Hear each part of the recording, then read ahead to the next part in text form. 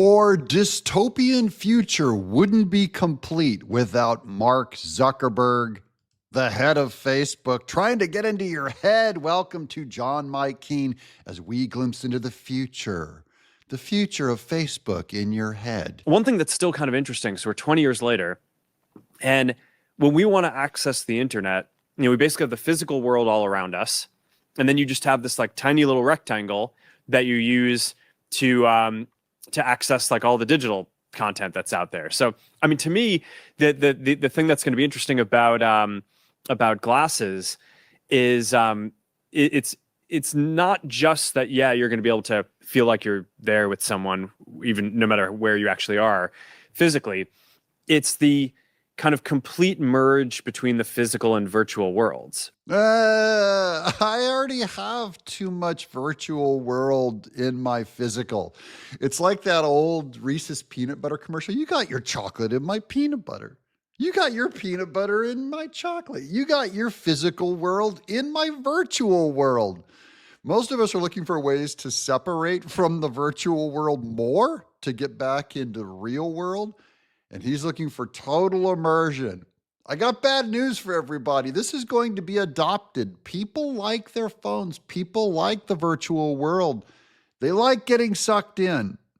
So I'm kind of torn on this one. I don't like it. Mark Zuckerberg does. Right. The idea that the digital content that's going to be created isn't going to be confined to only being consumed through this like 6-inch, like phone rectangle that you have. It'll be that you can kind of have holograms and content all around you. And that's going to open up completely new opportunities for content creation that historically we probably would have thought of as like software development, right? Or like an app, right? I mean, maybe, you have a hologram or you have some object or you're creating some game or something. Maybe like a TV that's on your wall in the future. It's, it doesn't need to be a physical thing anymore. It'll be. I actually designed this idea back in the early 2000s. Of wallpaper that was basically a TV screen. So anywhere you went in your house, you could just start programming on the screen. But now he's talking about ways to make, now to be clear, Zuckerberg is selling his glasses. There's Google Glass, our glasses, and then there's Zuckerberg, the Meta glasses that allow you to see the computer in a normal pair of sunglasses or prescription glasses that you might wear during the day. And so you don't have a phone to mess with or an iPad or a computer on the wall. You have glasses that allow you to access the internet.